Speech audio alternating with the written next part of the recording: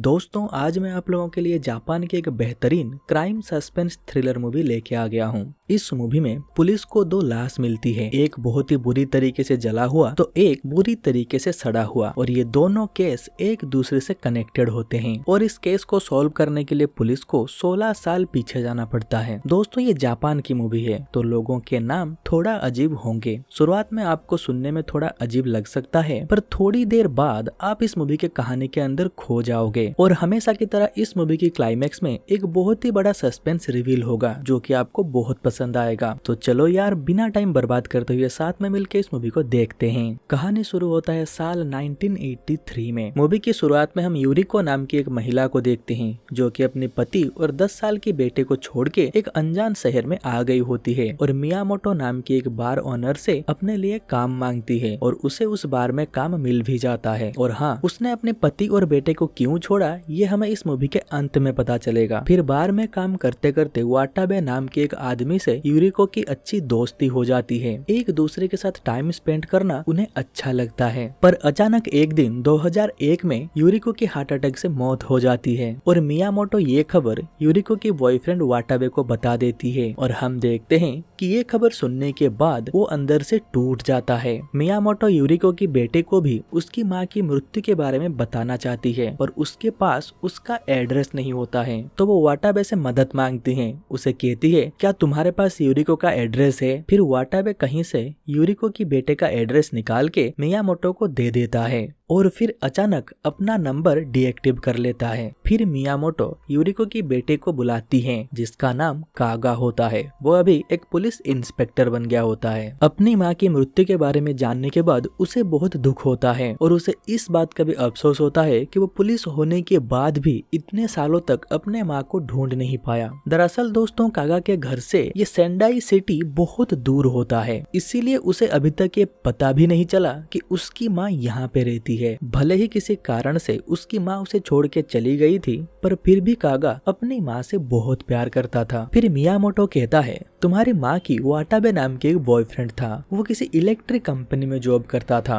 अपने काम को लेके उसे इधर उधर जाना पड़ता था, पर फिर भी वो टाइम निकाल के तुम्हारी माँ यूरिको से मिलने आता था और वो साथ में कुछ अच्छा टाइम स्पेंड करते थे। कागा को ये सुन के अच्छा लगा कि उसकी माँ अकेली नहीं थी, उन्हें साथ देने के लिए कोई तो था। फिर कागा मियामोटो से कहता है क्या आप मुझे वाटाबे की एड्रेस दे सकती हैं? मुझे एटलीस्ट उन्हें एक बार मिलके थैंक्स कहना है और उनसे ये भी जानना है कि माँ कभी मेरे बारे में उनको कुछ कही थी या नहीं, और आखिर माँ घर छोड़ के क्यों आई ये भी उनसे पूछना है। तो मियामोटो कहती है मेरे पास वाटाबे का एड्रेस नहीं है, एक मोबाइल नंबर था वो भी अभी बंद है। फिर कागा अपनी माँ का जितना भी सामान था उन सबको अपने साथ लेके यहाँ से चला जाता है। फिर ये कहानी सीधा 16 साल बाद शिफ्ट होता है। फिर 16 साल बीत जाते हैं, पर वाटाबे कौन है और कहाँ रहता है ये कागा को आज तक पता नहीं चला है। तभी एक दिन पुलिस को जापान के कैपिटल टोक्यो में एक बंद घर के अंदर एक महिला की लाश मिलती है जो कि बिल्कुल सड़ चुकी होती है। फिर उसे पोस्टमार्टम के लिए भेज दिया जाता है।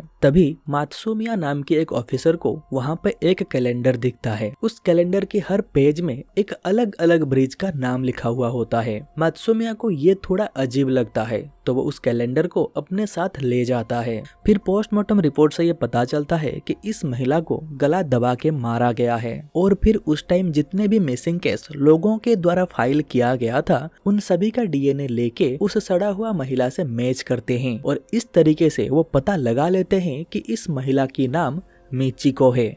ये एक क्लीनिंग कंपनी में जॉब करती है। वो इस महीने की 12 तारीख जो कि फ्राइडे था उस दिन अपने काम पे गई थी और बीच में 2 दिन छुट्टी थे और 15 तारीख को वो काम पे नहीं गई थी। दरअसल वो 13 तारीख टोक्यो के एक होटल में अपने लिए एक रूम बुक की थी। मतलब मिचिको की मर्डर 13 या फिर 14 तारीख को किया गया है और जिस घर में मिचिको की लाश मिली थी वो कोशिकावा नाम के एक बंदे का था। कुछ दिन से वो भी गायब है, मतलब हो सकता है उसी ने मिचिको का मर्डर किया हो और अभी पुलिस से बचने के लिए कहीं भाग गया हो। तभी मुत्सुमिया कहते हैं, सर जिस घर में मिचिको की लाश मिला था उसे देख के लग रहा था जो भी उस घर में रहता था वो सिर्फ टेम्पररी के लिए रहता था। मतलब घर में कोई भी खाने की चीज नहीं मिला, घर बिल्कुल खाली था, सिर्फ एक दो कपड़े को छोड़ के। कोई मजदूर टाइप का बंदा वहाँ पे रह रहा होगा। सर आपको याद है हमें एक ब्रिज के नीचे एक होमलेस बंदे की जला हुआ लाश मिला था। ये दोनों ही जगह आसपास है और घटना भी आगे पीछे हुआ है। मुझे लगता है कि ये दोनों मर्डर आपस में कनेक्टेड हैं, क्योंकि जब उस होमलेस बंदे का हमने पोस्टमार्टम किया था तो पोस्टमार्टम रिपोर्ट के हिसाब से उसकी मृत्यु गला दबाने के कारण हुआ था। मतलब किसी ने उसे पहले गला दबा के मारा और उसके बाद उसको जला दिया। और ये जो महिला की सड़ा हुआ लाश हमें मिला था इसको भी गला दबा के ही मारा गया है। ये दोनों ही मर्डर में हमें एक सिमिलरिटी नजर आ रहा है। फिर उस होमलेस बंदे की घर से उसकी ब्रश या फिर कंघी से उसके डीएनए को कलेक्ट किया जाता है और फिर उसकी डीएनए वो होमलेस बंदे के साथ मैच किया जाता है तो वो डीएनए मैच हो जाता है। पड़ोसियों की मदद से पुलिस कोशिकावा का एक स्केच भी बना लेता है। फिर मित्सुमिया उस जगह पे जाते हैं जहाँ पे मिचिको काम करती थी। फिर उन्हें वहाँ पे पता चलता है कि मिचिको इन्हें बता के गई थी कि मैं 13 तारीख को किसी काम से टोक्यो जा रही हूँ और 14 तारीख को वापस आ जाऊंगी और 15 तारीख को फिर से काम पे ज्वाइन कर लूंगी। और यहाँ से मित्सुमिया को ये भी पता चलता है कि 12 तारीख को मिचिको सफाई के काम करने के लिए एक ओल्ड एज होम गई थी। फिर मित्सुमिया उस ओल्ड एज होम पे जाते हैं। वहाँ पे उन्हें ये पता चलता है कि उस ओल्ड एज होम में एक बुजुर्ग महिला है जो कि किसी से भी ठीक से बात नहीं करती, ठीक से सफाई भी करने नहीं देती और उसके वजह से बाकी सभी को बहुत परेशानी झेलनी पड़ रही है। फिर मिचिको जब उस औरत को देखती है तो वो उसे पहचान लेती है। वो उसकी स्कूल फ्रेंड आसाई हिरोमी की माँ है। फिर वो उस औरत के रूम में जाती है और उन्हें पूछती है कि आप आसाई हिरोमी की माँ हो ना, तो वो मना कर देती है और पागलों की तरह हरकत करके मिचिको को वहाँ से निकाल देती है। दोस्तों अभी आसाई हिरोमी एक बहुत ही बड़ी एक्ट्रेस बन गई होती है। अलग अलग जगह पे उसकी प्ले होते हैं और सबके सब हाउसफुल होते हैं, पर फिलहाल वो एक्टिंग छोड़ के डायरेक्टर बन गई होती है। तो मिचिको डिसाइड करती है कि वो खुद टोक्यो जाएगी और आसाई हिरोमी को उसकी माँ के बारे में बताएगी। तो उस ओल्ड एज होम से ये पता करने के बाद मुत्सुमिया आसाई हिरोमी के पास जाते हैं और उसे मिचिको की फोटो दिखा के पूछते हैं कि क्या आप इसे जानती हो। तो आसाई हिरोमी कहती है कि जी हाँ। फिर मित्सुमिया कहते हैं क्या यह 13 तारीख को आपसे मिलने यहाँ पे आई थी। तो आसाई हिरोमी कहती है कि हाँ मिचिको यहाँ पे आई थी और हाँ मुझे ये भी पता है कि किसी ने इसको मार डाला है, मैंने आज ही अखबार में ये पढ़ा था। दरअसल मिचिको मुझे ये बताने आई थी कि मेरी माँ एक ओल्ड एज होम में है और उनकी वजह से वहाँ के बाकी लोगों को बहुत परेशानी झेलनी पड़ रही है। वो ये चाहती थी कि मैं अपनी माँ को मेरे पास ले आऊं, पर मैंने उसे मना कर दिया कि मैं ये नहीं कर सकती। तो मित्सुमिया कहते हैं आपने ऐसा क्यों कहा, वो तो आपकी माँ है ना, उनकी ख्याल आप नहीं रखोगे तो कौन रखेगा। तो आसाई हिरोमी कहती हैं जब मैं छोटी बच्ची थी तब मेरी माँ मेरे पापा के नाम से बहुत सारे लोन लेके हमें अकेले छोड़ के अपने बॉयफ्रेंड के साथ भाग गई थी। फिर जिनसे उन्होंने लोन लिया था वो लोग रोज हमारे घर में आते थे और मेरे पापा को मारते थे। हमें बहुत सारे टॉर्चर झेलना पड़ा था। आखिर में मेरे पापा ये सब सह नहीं पाए और उन्होंने सुसाइड कर लिया। अब आप ही बताओ कि एक ऐसी औरत को मैं कैसे मेरे पास वापस लेके आऊं। फिर मित्सुमिया कहते हैं उसके बाद मिचिको का क्या हुआ। तो आसाई हिरोमी कहती है ये तो मुझे नहीं पता, मैंने तो उसे मना कर दिया और फिर वो यहाँ से चली गई। फिर वो कहाँ पे गई ये मुझे नहीं पता। फिर मित्सुमिया आसाई हिरोमी को पुलिस के द्वारा बनाया गया वो स्केच दिखाते हैं और कहते हैं क्या आप इस आदमी को जानते हो। तो आसाई हिरोमी कहती है नहीं मैं इसे नहीं जानती। फिर मित्सुमिया आसाई हिरोमी से पूछताछ करके जाने के टाइम एक फोटो देखते हैं जहाँ पे आसाई हिरोमी के साथ कागा भी होता है। दोस्तों कागा मित्सुमिया का कजन ब्रदर होता है। फिर वो कागा से मिलने जाता है और इस केस के बारे में बताता है। तो कागा कहता है हाँ एक बार मैं उनके यहाँ पे गया था। दरअसल ड्रामा के मेंबर मार्शल आर्ट सीखना चाहते थे क्योंकि वो उसी के ऊपर एक ड्रामा करने वाले थे, तो मैं उन्हें मार्शल आर्ट सिखाने गया था। फिर एक दिन मित्सुमिया कागा से उस घर से मिला हुआ कैलेंडर के बारे में बताता है, कैसे वहाँ पे हर पेज में एक ब्रिज का नाम लिखा होता है। ये सुनने के बाद कागा कहता है कि मेरे पास भी बिल्कुल वैसा ही एक कैलेंडर है जो कि मुझे मेरे माँ के पास से मिला मिला था और वहाँ पे भी कैलेंडर के हर पेज में एक ब्रिज का नाम लिखा है और जो नाम तुमने बताया वो बिल्कुल सेम टू सेम वहाँ पे भी लिखा है। फिर कागा को लगता है कि ये दोनों केस एक दूसरे से कनेक्टेड हो सकते हैं। फिर कागा और मात्सुमिया उस स्केच को लेके मियामोटो के पास जाते हैं और उन्हें उस स्केच को दिखाते हैं। तो मियामोटो उस स्केच को पहचान लेती हैं और कहती हैं ये तो वाटाबे है। मतलब दोस्तों कोशिकावा और वाटाबे एक ही बंदे का दो नाम होता है। फिर कागा डिसाइड करता है कि वो मात्सुमिया के साथ मिलके इस केस को सॉल्व करेगा और पता लगाएगा कि आखिर किसने और क्यों वाटाबे को इतनी बुरी तरीके से मारा। फिर कागा मात्सुमिया को अपने साथ लेके नदी के द्वारा उन सभी 12 ब्रिज के चक्कर लगाते हैं जिनका नाम उस कैलेंडर में लिखा हुआ था। तभी अचानक कागा के दिमाग की बत्ती जलती है और वो मात्सुमिया को कहते हैं कि हर महीने एक बार एक पर्टिकुलर ब्रिज में हसी अराई फेस्टिवल होता है और उस कैलेंडर में जिस पेज पे जो ब्रिज का नाम लिखा है उसी महीने में उस ब्रिज में हासी अराई फेस्टिवल होता है। दोस्तों हासी अराई फेस्टिवल में टोक्यो के लोग अपने आप ब्रिज को साफ करने के लिए आते हैं। वो हर महीने एक ब्रिज को चुनते हैं और उसे सब लोग मिलके साफ करते हैं। इसके लिए उन्हें सरकार से कोई भी पैसा नहीं मिलता। मतलब जिस दिन भी ये फेस्टिवल होता था कागा की माँ और वाटाबे साथ में मिलकर इस फेस्टिवल को आते थे, इसीलिए उनकी कैलेंडर में हर महीने एक पर्टिकुलर ब्रिज का नाम लिखा हुआ होता है। फिर कागा एक फोटोग्राफर से पिछले 20 साल से उसने जितने भी फोटो ऐसे ब्रिज फेस्टिवल में लिया था उन सभी को अपने पास मंगा लेता है और एक एक करके सबको चेक करने लगता है इस उम्मीद से कि शायद कोई एक ऐसा बंदा दिख जाए जिसका चेहरा इस स्केच के साथ मैच हो जाए। और दूसरी तरफ पुलिस कागा की माँ की जो भी सामान थे उन सभी का फोरेंसिक टेस्ट करवाते हैं। तो उन्हें एक टाइम टेबल मिलता है जहाँ पे एक पर्टिकुलर जगह पे बार बार छूने के कारण बहुत सारे फिंगरप्रिंट मिलते हैं और उस जगह का नाम था ओनागावा। यहाँ पे एक न्यूक्लियर पावर प्लांट था। मतलब हो सकता है ये स्केच वाला बंदा यहाँ पे जॉब करता हो और हर छुट्टी के दिन वो यूरिको से मिलने सेंडाई सिटी आता हो। फिर मात्सुमिया अनागावा जाते हैं और उस स्केच को दिखा के सबको उसके बारे में पूछते हैं। तभी उन्हें एक 70 साल का बुजुर्ग के बारे में पता चलता है जो कि अभी अस्पताल में एडमिट हैं। उनकी तबीयत अभी ठीक नहीं है। फिर वो उनसे मिलने के लिए अस्पताल जाते हैं तो पता चलता है कि उनको हार्ट की बीमारी है और उनको अभी आईसीयू में रखा गया है। और दूसरी तरफ हम कागा को देखते हैं। उसे उन फोटोज में से एक फोटो में आसाई हिरोमी दिखती है। फिर कागा आसाई हिरोमी के गांव में जाते हैं जहां पे वो बचपन में रहा करती थी। फिर वो उसके दोस्तों से बड़े ही चालाकी से बातों ही बातों में आसाई हिरोमी के बारे में बहुत सारे जानकारी ले लेते हैं। जैसे कि बचपन में वो स्कूल बहुत कम जाती थी और उसे स्कूल में बुली किया जाता था और उसकी माँ के भाग जाने के बाद जीवन से तंग आके उसकी पापा एक बिल्डिंग से कूद के जान दे दिए थे। फिर कागा उन्हें स्केच दिखा के पूछते हैं कि क्या आप इस बंदे को जानते हो। तो उनमें से एक बंदा कहता है ये तो हमारे स्कूल की टीचर नेमुरा सार की तरह दिख रहे हैं। फिर कागा उनसे नेमुरा सर की फोटोज मांगता है और कहता है क्या आप मुझे बता सकते हो कि आपका ये नेमुरा सर कहाँ पे रहते हैं। तो वो कहते हैं कुछ साल पहले वो अचानक गायब हो गए। वो कहाँ गए और अभी क्या कर रहे हैं ये किसी को नहीं पता, पर हाँ उनकी पत्नी अभी भी यहाँ पे रहती है। तो कागा नेमुरा सर की पत्नी से मिलने जाते हैं। नेमुरा के बारे में पूछते हैं तो वो कहती है वो किसी और लड़की के साथ कहीं पे भाग गए हैं। फिर कागा कहते हैं आपको ये कैसे पता चला कि वो किसी और लड़की के साथ भागे हैं। तो नेमुरा सर की पत्नी कहती है कि एक बार मैं बैंक स्टेटमेंट चेक कर रही थी तो वहाँ पे मुझे 5 लाख येन का एक ट्रांजैक्शन दिखा। जापान में उनकी करेंसी को येन कहा जाता है और वो ट्रांजैक्शन किसी ज्वेलरी शॉप में किया गया था। फिर मैंने जब कॉल करके पता लगाया तो पता चला कि ज्वेलरी शॉप से एक क्रॉस डायमंड पेंडेंट खरीदा गया है, पर उन्होंने वो पेंडेंट मुझे कभी नहीं दिया। फिर कागा यहाँ से चले जाते हैं और मात्सुमिया को कॉल करके कहते हैं तुम फिर से आसाई हिरोमी के वहाँ जाओ और मेरे साथ जो उसकी एक फोटो है उसे ध्यान से देखो। अगर उसके गले में तुम्हें क्रॉस पेंडेंट दिखेगा तो तुम उसका फोटो क्लिक करके मुझे भेज देना। फिर मात्सुमिया वैसे ही करते हैं। वो आसाई हिरोमी के घर जाते हैं और सबसे छुपते छुपाते उस फोटो को क्लिक करके कागा को भेज देते हैं और हम देखते हैं कि आसाई हिरोमी के गले में एक क्रॉस डायमंड पेंडेंट होता है। कागा को लगता है जरूर आसाई हिरोमी के रिलेशन उसकी टीचर नाइमुरा से रहा होगा।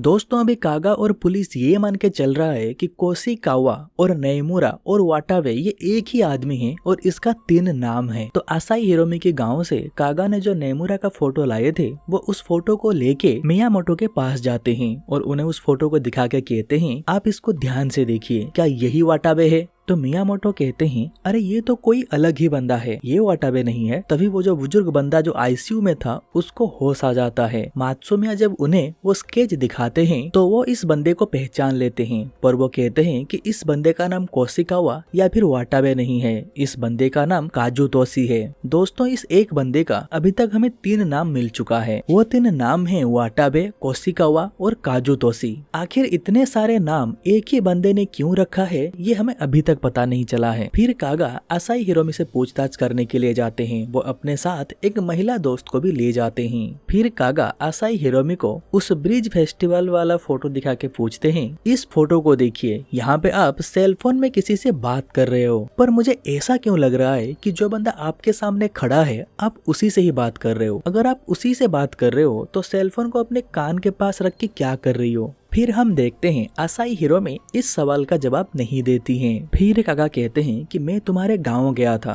वहाँ पे सबने बताया कि तुम्हारे पापा एक बिल्डिंग से कूद के खुदकुशी कर लिए थे, पर ये होते हुए किसी ने भी नहीं देखा था। मुझे ऐसा क्यों लग रहा है कि तुम्हारे बचपन में तुम्हारे पापा मरे नहीं थे, वो जिंदा थे। तभी कागा के साथ जो लड़की आई थी वो वॉशरूम जाती है। इधर असाई हिरोमी कागा को कहती है कि ऐसा कुछ भी नहीं है, बस तुम ऐसे ही फालतू में ये सब चीज सोच रहे हो। दोस्तों कागा की दोस्त जब बाथरूम गई थी तो वो वहाँ से असाई हिरोमी की एक बाल लेके आ गई थी और ये बात असाई हिरोमी को भी पता चल जाता है। फिर कागा असाई हिरोमी की डीएनए को उस ब्रिज के नीचे जले हुए बंदे की डीएनए के साथ मिलाने को कहते हैं। फिर जब रिजल्ट आता है तो 99% मैच हो जाता है। मतलब ये स्केच वाला बंदा जिसका हमें अभी तक 3 नाम मिल चुका है, ये कोई और नहीं, ये असाई हिरोमी के पापा हैं। वो इतने दिनों से सबको झूठ कह रही थी कि वो इसे नहीं जानती और हम देखते हैं कि असाई हिरोमी कहीं ना कहीं ये जान चुकी है, कभी भी पुलिस उसे पकड़ने के लिए आ सकती है। दोस्तों फिर हम एक फ्लैशबैक देखते हैं। जैसे कि मैंने आपको बताया था कि कर्जदार रोज असाई हिरोमी के पापा को बहुत परेशान करते थे, तो इन सब से बचने के लिए और अपनी बेटी को एक अच्छी भविष्य देने के लिए असाई हिरोमी के पापा असाई हिरोमी के साथ गाँव छोड़ देते हैं और रात में ट्रेन पकड़ के कहीं दूर शहर के लिए निकल जाते हैं। रास्ते में वो एक खबर पढ़ते हैं कि एक प्रीस्ट ने अपने आप को आग लगा के सुसाइड कर लिया। फिर वो लोग एक अनजान जगह पे पहुंच जाते हैं और होटल में खाना खाने के लिए जाते हैं। तभी एक बंदा इनके पास आके बैठ जाता है और दारू पीते हुए अपने बारे में बात करने लगता है,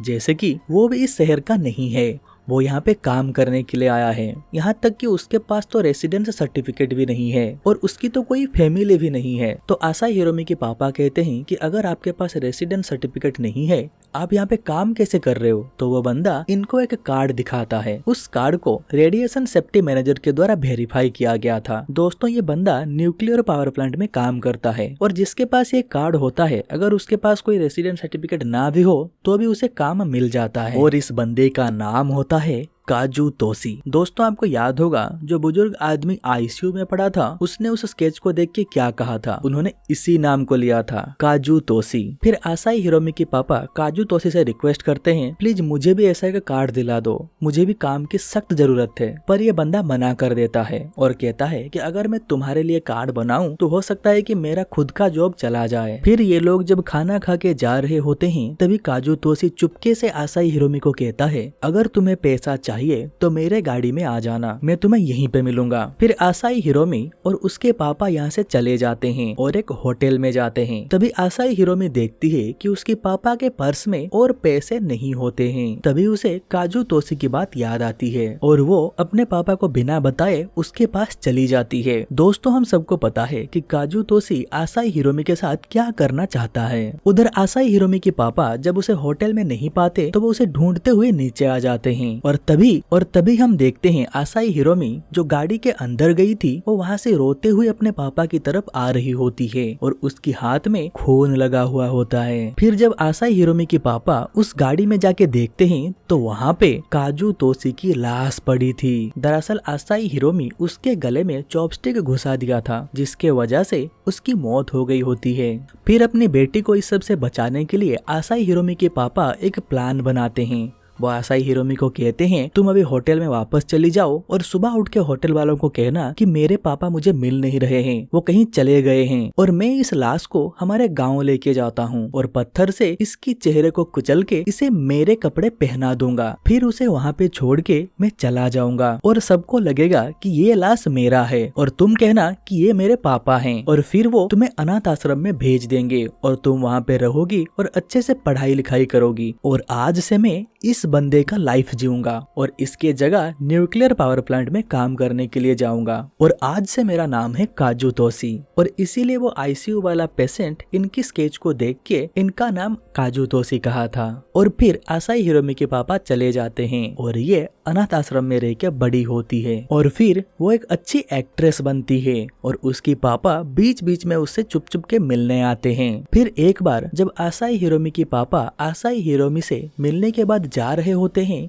तभी उनके सामने अचानक उसकी टीचर नेमुरा सर आ जाते हैं और वो आसाई हिरोमी के पापा से पूछते हैं कि ये क्या चल रहा है, आप तो मर चुके थे ना। तो फिर वो उनसे बात करने के लिए अपने रूम में ले जाते हैं और ऐसे ही कई साल गुजर जाते हैं और अब वो दिन आता है जिस दिन मिचिको आसाई हिरोमी से मिलने आई थी। दरअसल उस दिन आसाई हिरोमी से बात करने के बाद जब वो जा रही थी तभी उसे उस शो का एक टिकट मिल जाता है। तो वो सोचती है कि जाने से पहले एक प्ले तो देख ही लेती हूँ। फिर वो प्ले देखने के लिए अंदर घुस जाती है और उसी दिन आसाई हिरोमी की पापा भी ये प्ले देखने के लिए आए होते हैं। क्योंकि मिचिको आसाई हिरोमी की स्कूल फ्रेंड थी तो वो उसकी पापा को भी पहचान लेती है। वो उन्हें जिंदा देख के शौक हो जाती है और सोचने लगती है कि ये तो मर चुके थे ना, तो ये जिंदा कैसे हो गए। फिर ये सीन यहीं पे कट हो जाता है और हम प्रेजेंट में कागा को देखते हैं और हम देखते हैं कि जिस दिन मिचिको आसाई हिरोमी से मिलने आई थी कागा उस दिन का सीसीटीवी फुटेज मंगवा लेते हैं और वो सीसीटीवी फुटेज में वो देखते हैं कि मिचिको प्ले देखने गई थी और जब प्ले खत्म हुआ तो वो एक बंदे के पीछे भाग रही थी। वो बंदा कोई और नहीं, वो आसाई हिरोमी के पापा थे। फिर मिचिको उनके पास पहुंच भी जाती है और उनके साथ कुछ बातचीत भी करती है क्योंकि अगर वो जिंदा है और ये सच सबके सामने आ जाता तो आसाई हिरोमी का पूरा फ्यूचर ही बर्बाद हो जाता।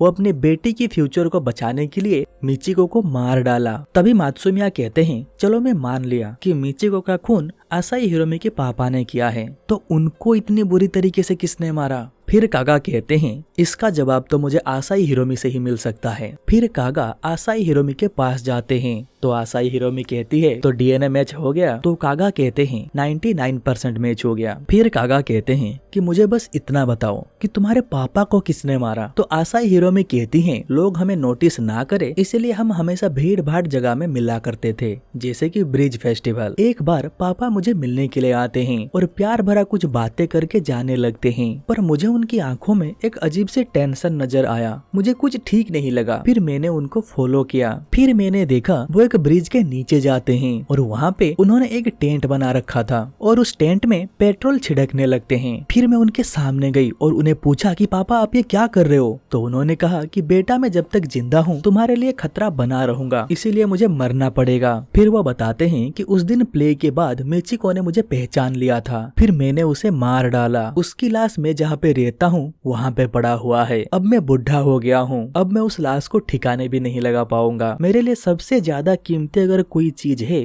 तो वो तुम्हारी फ्यूचर है। और वो कहते हैं एक दिन होटल से बाहर आते वक्त तुम्हारे टीचर नेमुरा सर ने मुझे देख लिया था। मुझे पता था कि तुम उनसे प्यार करती हो, पर तुम्हारे फ्यूचर के लिए मुझे उन्हें भी मारना पड़ा। हो सके तो मुझे माफ कर देना। अब तुम यहाँ से चली जाओ और मुझे सुकून से मरने दो। तो आसाई हिरोमी कहती है पापा हम कोई दूसरा रास्ता निकाल लेंगे, आप प्लीज ये पागलपन छोड़ो और मेरे साथ घर चलो। तो वो कहते हैं सच कहूँ तो मैं ये सालों से छुप छुप के जी रहा हूँ। ऐसी जिंदगी से मैं थक गया हूँ बेटी, मुझे बस अभी मुक्ति चाहिए। तुम प्लीज यहाँ से चले जाओ और मुझे मरने दो। फिर आसाई हिरोमी यहाँ से जाने लगती है। तभी उसे एक बात याद आती है कि आसाई हिरोमी के पापा ने पढ़ा था कि एक प्रीस्ट ने खुद को आग लगा के सुसाइड कर लिया था। तभी उन्होंने कहा था अगर मुझे कभी मरना पड़ा तो मैं कभी जल के नहीं मरूंगा, क्योंकि ऐसे मरने में बहुत तकलीफ होगा। पर आज वो खुद को जला के ही मरने वाले हैं, जो कि उन्हें बिल्कुल पसंद नहीं था। फिर आसाई हिरोमी रोते हुए उनके पास जाती है और कहती है पापा